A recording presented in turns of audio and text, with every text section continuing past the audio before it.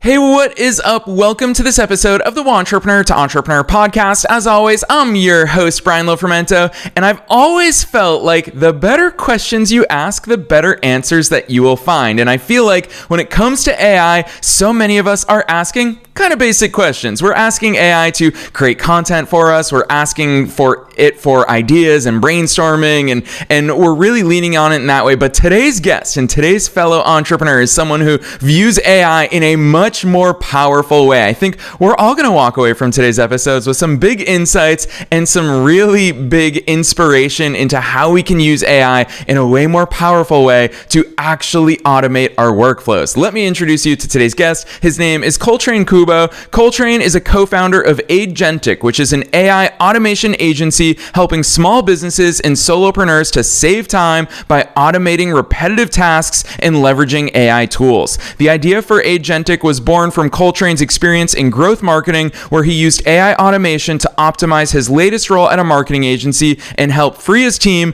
to focus on the high-impact, strategic, and creative work that they did best. Before founding Agentic, Coltrane's entrepreneurial journey began with scaling a passion project website to over 1 million users a year. He's originally from Hawaii, but he went to school in Southern California at UC San Diego. He currently lives in New York City. He draws from his diverse experiences in growth marketing, sales, and data-focused economics, and he now partners with clients to create and deploy innovative AI solutions in their businesses. This is someone that the more I looked into the work that he does, it's so clear that he not only loves AI, but he's super creative in the way he deploys it. So I'm excited to learn from him. I'm not going to say anything else. Let's dive straight into my interview with Coltrane Kubo.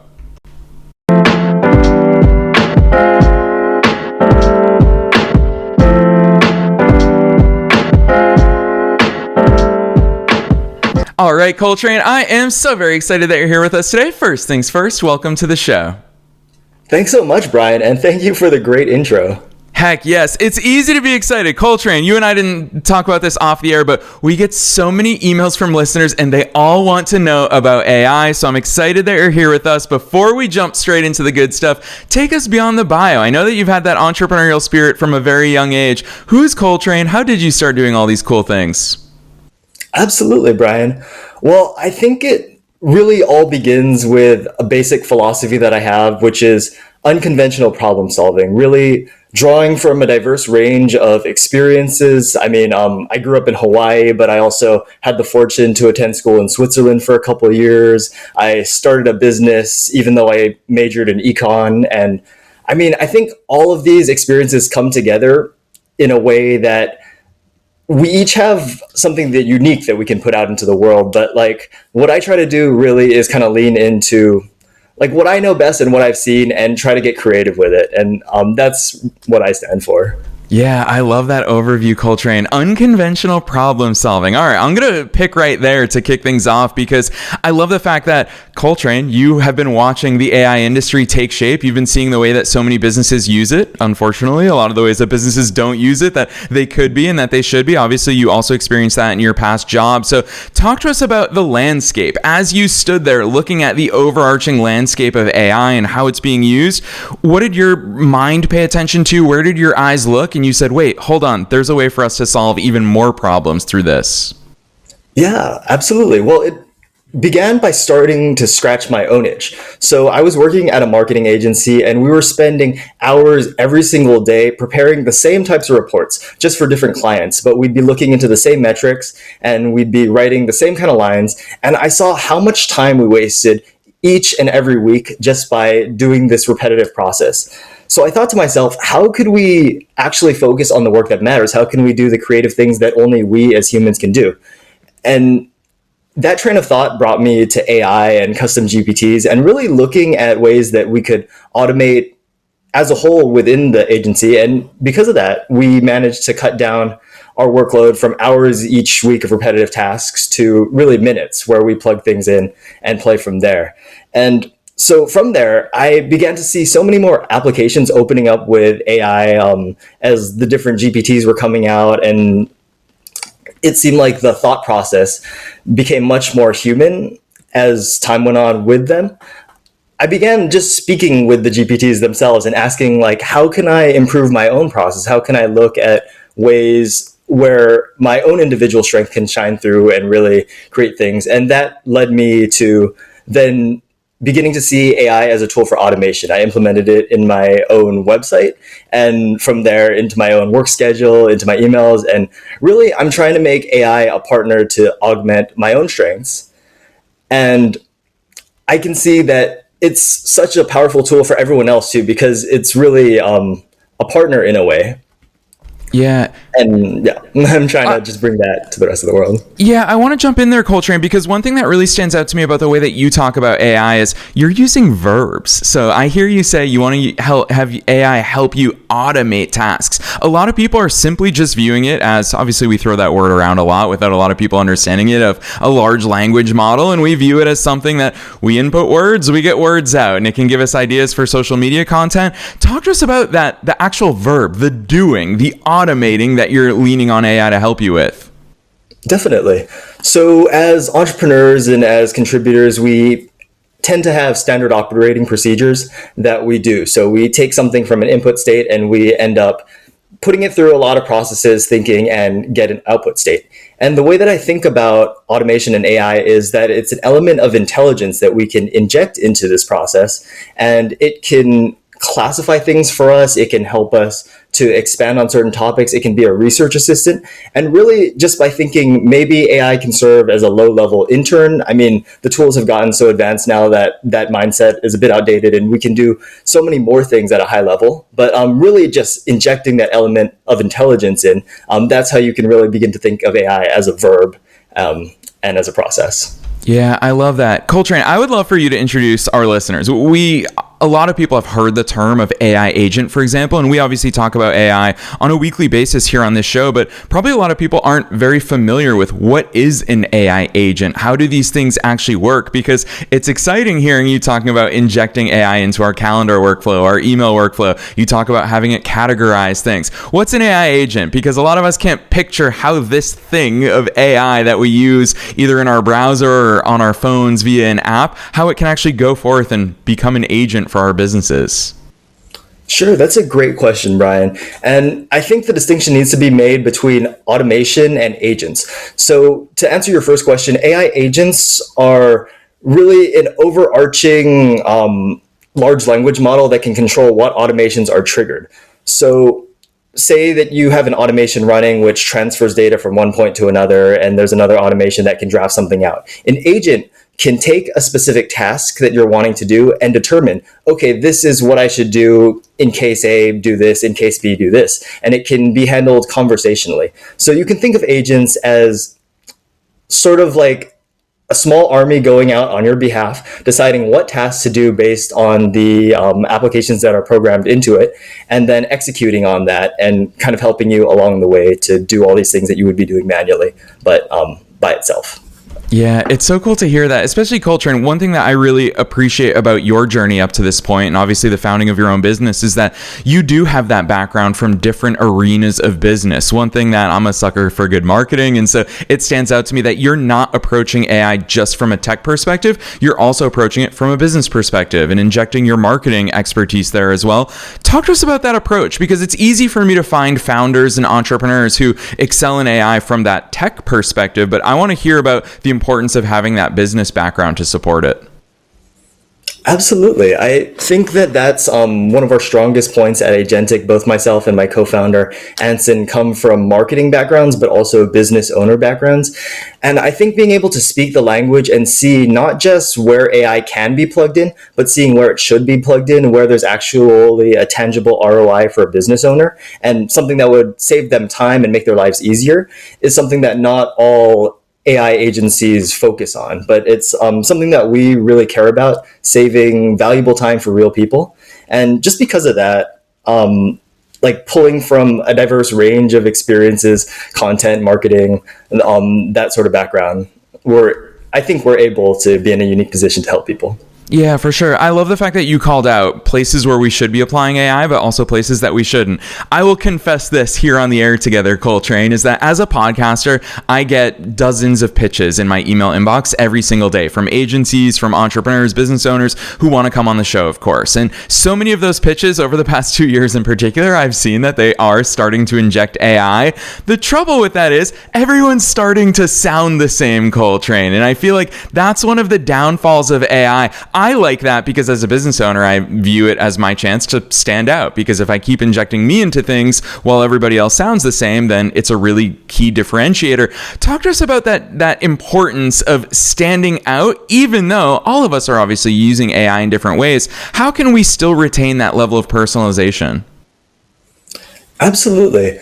So I think that everything that is done by AI should first be done manually. You should think about how you as a person are coming across to another person, whether that's outreach, whether that's a tool that you're building or anything else. That's first and foremost one of our key considerations. We work with a client who's a career coach, and she connects with hundreds of people a day. She has an audience of over 100,000 across channels. And what we're really trying to do is put her on a pedestal with this AI. So we're mimicking her tone, her style, and really trying to make her audience feel closer to her through the use of these tools. So I think you highlight on a really key point. It's so important to lean into your humanity when leveraging these tools. And I think like you do it brilliantly by like incorporating AI, but not letting it replace you kind of in the process. Yeah, for sure. With that said, I do, as a content creator, I also appreciate the ability of AI to help us a lot of times mimic humans. In fact, Coltrane, one thing that we did, it was last year, I believe, episode, I think it was 963, although us podcasters, it's hard to remember episode numbers, but we had an AI created podcast episode, and it was two hosts, both of whom are AI, talking amongst each other about entrepreneurship, about starting and growing your business. Now, I've been on your YouTube channel and I've seen that you've done some really cool things in talking to AI and having it mimic you. Talk to us about some of those possibilities, because even in those very human things, such as you and I talking, well, of course we're two humans, but AI does have the ability to give us different perspectives because it can draw on so many of those things. Talk to us about some of that latest technology that people may not think about beyond just, conversing back and forth with ChatGPT. Absolutely. Well, one of the hot topic issues is voice cloning and video cloning with AI. And this could be a great way for creators to really expand their presence if they don't have time to record. However, kind of going back to your original point about like seeing a multitude of perspectives and being able to converse with AI. I mean, this is something that I started doing early on, but it doesn't seem to be something that everyone's using AIs like ChatGPT for, but like actually speaking to it, dictating your thoughts, and then having it act as a certain role. So for instance, act like a business owner that has like these experiences and critique my ideas, but really just getting as much down on paper as you can and seeing your thoughts drafted out and then getting a large language model to react to it. I mean, that's huge. And I think it's only going to get better and better as the video avatar AIs are generated. It can speak to in a more human voice. And really, at a certain point with the Turing test, it's going to be almost indiscernible when you're communicating with an AI versus a human, which, a scary future, but like something to be aware of as the technology progresses.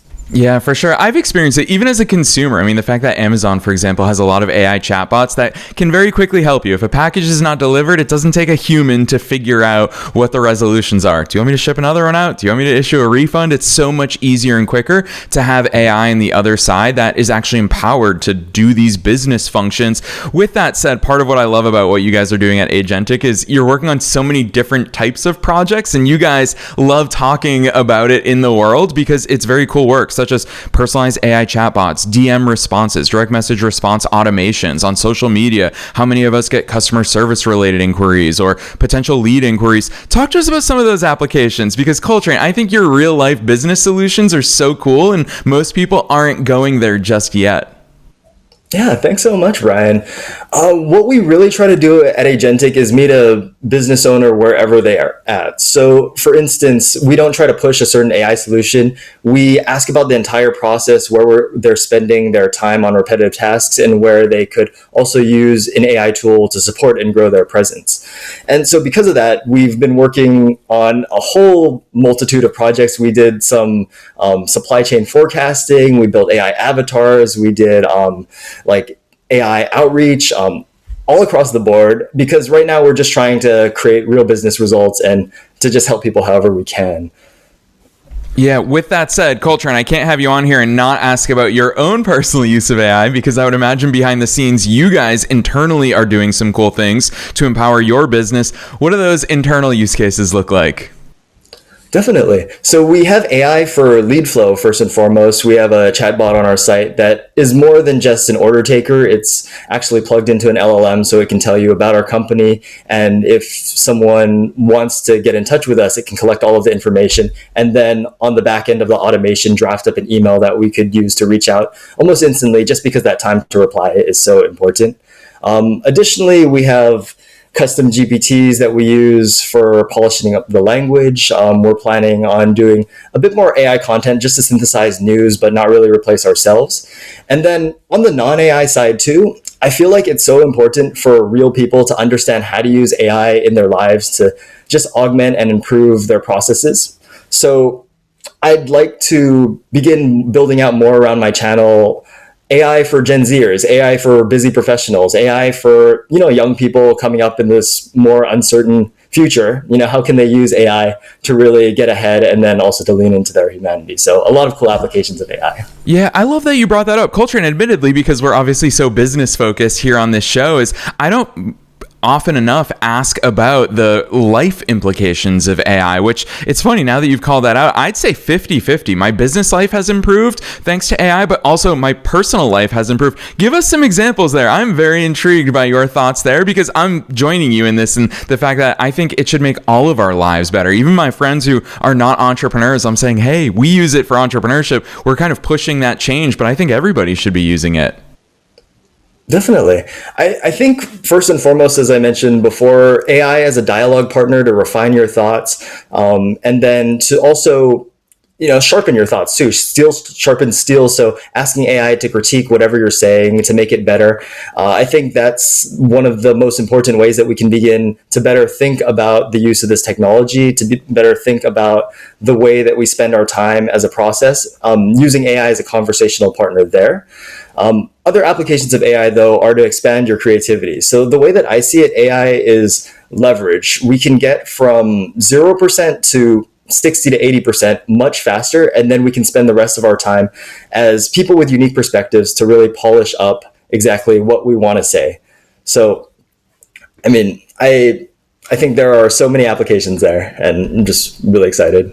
Yeah, I couldn't agree more. Coltrane, I'm going to put you on the spot here. It's a little bit of a change in direction, but last week here on the show, we had Shefali Mehta here on the podcast, and her and I totally geeked out about economics, which is funny because neither of us really work in economics, so to speak. However, as a fellow economics major, I know how much it factors into the way that we see the world. I know that it's also a big part of your background and the way that you think. Talk to us about some of those early influences in the way that you think about business and the way that you think about scale and growth. Sure, definitely. Well, I think economics really comes down to understanding demand curves. So, what do people actually? That's a great question, Brian. I have to think about that a little bit more, but consumer behavior is a core part of economics, and I think just thinking about that for the 3 years that I was at UC San Diego, trying to understand what is product market fit there, what people actually will do based on whatever you offer them. That's a big part of economics, and I think just thinking about it as a principle that can be manipulated by different levers that we have as business owners really helped me along my journey. Yeah, I love the fact that you called that out, and especially because a lot of people are going to go straight to the stock market in the world of finances, but you jumped straight to, and I so appreciate, because listeners know we're not scripted here, is that it is just on the fly conversation. And what I think about in your answer is that it's the understanding of the way that things work. And you went straight to consumer behavior. And that's why I love the fact that behavioral economics is an entirely new field that's coming up. And it really is understanding incentives, understanding what drives markets. And so it's cool to think about that. I also love the fact that simultaneously you had a passion project website while you were in school that grew rapidly. Talk to us about that, because it's so much fun to hear those beginning entrepreneurial building blocks. Yeah, absolutely. So I created a niche site around scouting. I wanted to share my experience, especially when COVID hit. That's when I doubled down on the site. But I mean, scouting gave me so much. It taught me to be a leader. I had some amazing friendships that I developed during my time as a scout. And then also scouting for the first time in my life gave me that sense of self-reliance. Like, no matter whatever happens, I'm prepared to handle it. So I mean, such a big impact on my life, and I wanted to give back to the scouting community by creating a site to share scouting insights, because something like that didn't exist. Then during COVID, just because troops were being shut down and everything was moved online, scouts didn't really have anywhere to go. So I was getting more and more emails coming in saying, "Oh, can we have articles about this? Can we have help with this badge?" And it just seemed like the perfect mix between a calling, but also a way to develop my marketing background, to tap into what people want to hear in content and to create. So really, that was my first extremely successful venture. It grew into a site that gets well over 1 million visitors each year. And along the way, I learned so much about like scouting too. I could ruminate on the ideas, and it was just an amazing experience, and I'm excited to build on that too, with AI tools, and to come back to the scouting community in the future.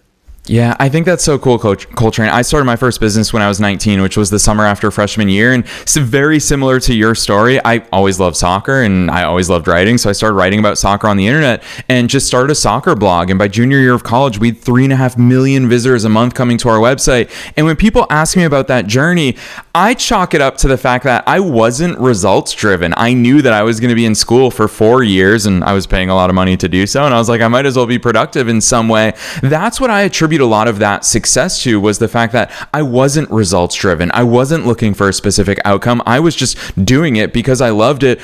When you reflect on that part of your journey, where do you go? Because Coltrane, probably a lot of people are saying like, do you make money with it? Are you going to make money with it? How are you going to monetize it? And of course, there's a million things you figure out by doing it and by growing it. But what did that mindset look like for you? And how has it continued to serve you as you've understood what growth trajectories look like in the real world?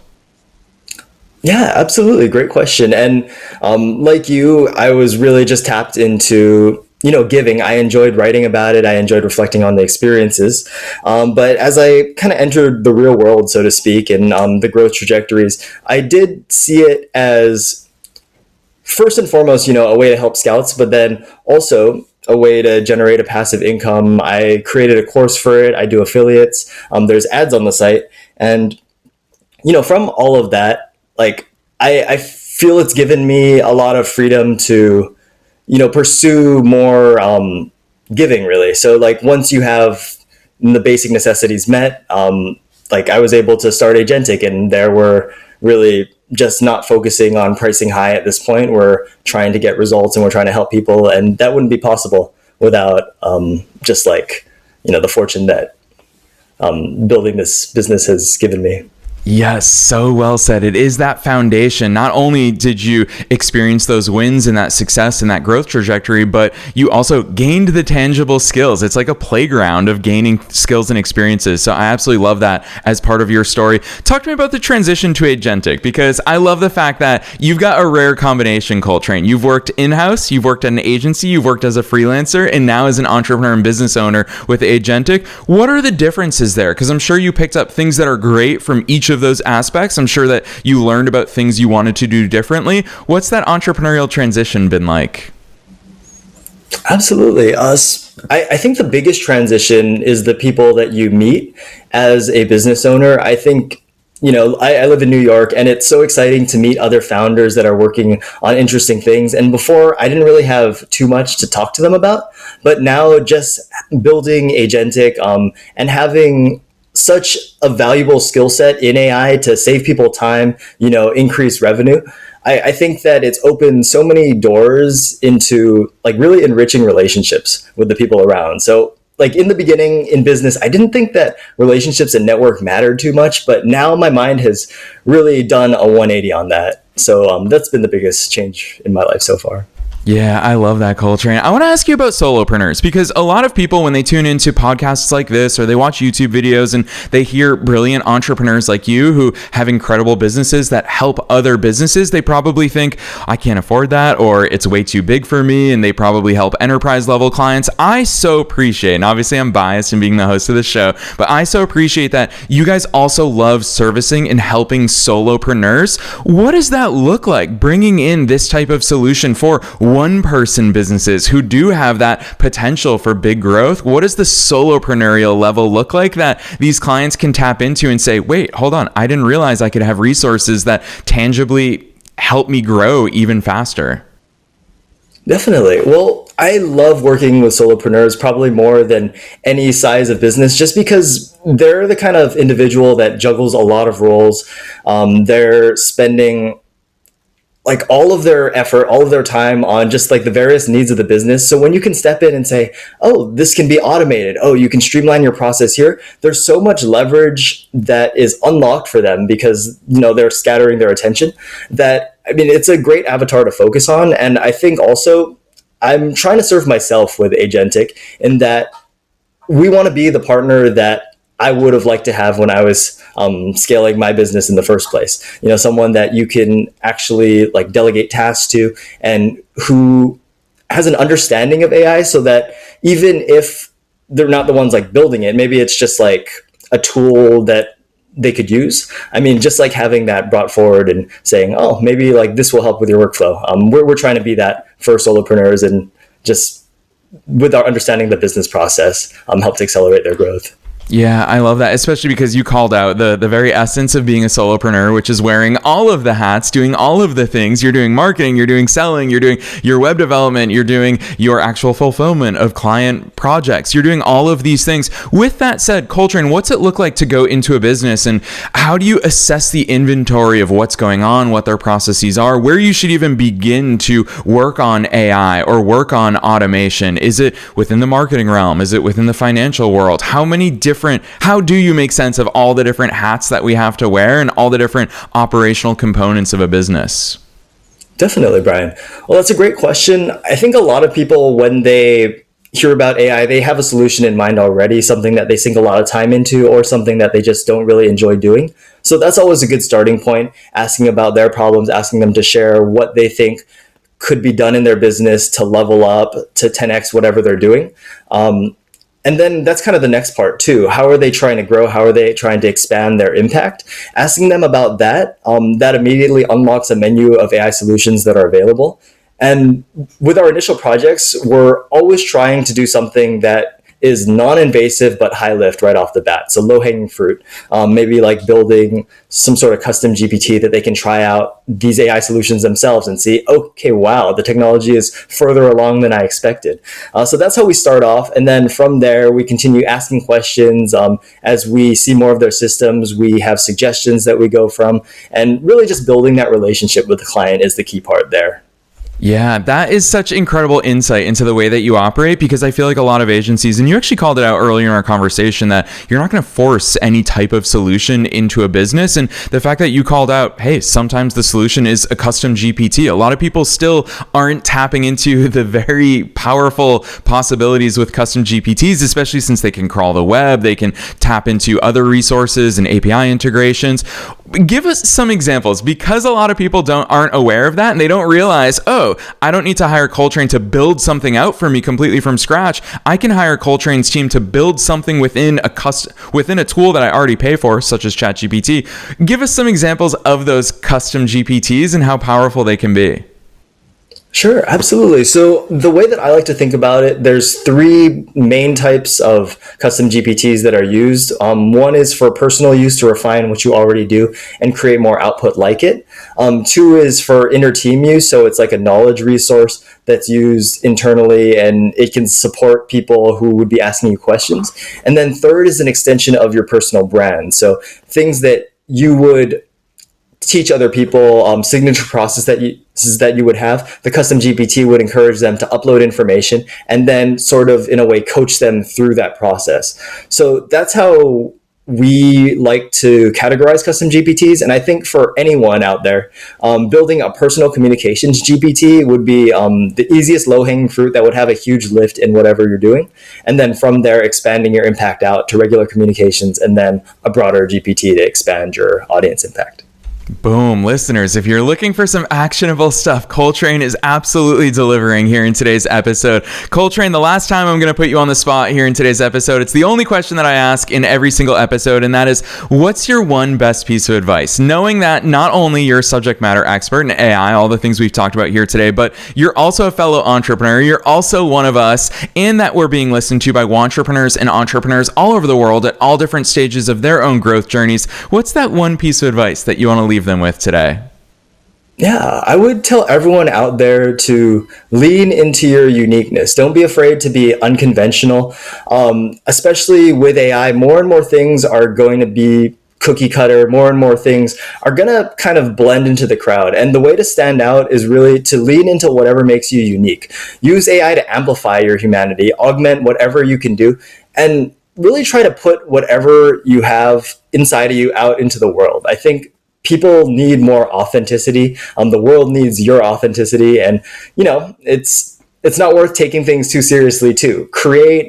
Some things will flop, some things won't, but you'll always learn, you'll always grow, and I just think whatever you can create, like the world needs. So go for it. Yes, so well said, Coltrane. Powerful advice, spoken like a true entrepreneur. I know that advice is not just words coming from you, it's lived experience. I love that you called out a lot of things are going to work, a lot of things won't work, but just keep putting things into the world. And you are such a testament to that. All the cool things that you and your entire team at Agentic are putting into the world. I'm so excited for listeners to go deeper into it, especially because I personally know that so much of our audience are those solopreneurs who are looking for that leg up. And AI is going to be one of those great equalizers. We can do so much more even as solopreneurs these days. So Coltrane, for everyone who wants to check out all the great work that you're doing, drop those links on us. Where should they go from here? Absolutely. And thanks, Brian. I think the best place to go would be to connect on LinkedIn. You can find me at Coltrane Kubo, Agentic also. You can follow our page, send a message. We're also offering free audits right now. So if you're looking to implement AI, you're not really sure where to start, feel free to reach out and we'll deliver that for free if you just mentioned that the Entrepreneur to Entrepreneur podcast. We also have a website, aidgentic.com, AIDGENTIC, as well as a YouTube channel around Agentic. I'm hoping to create more content around using AI in real life, AI for real humans. So I hope you'll follow me along on that journey there.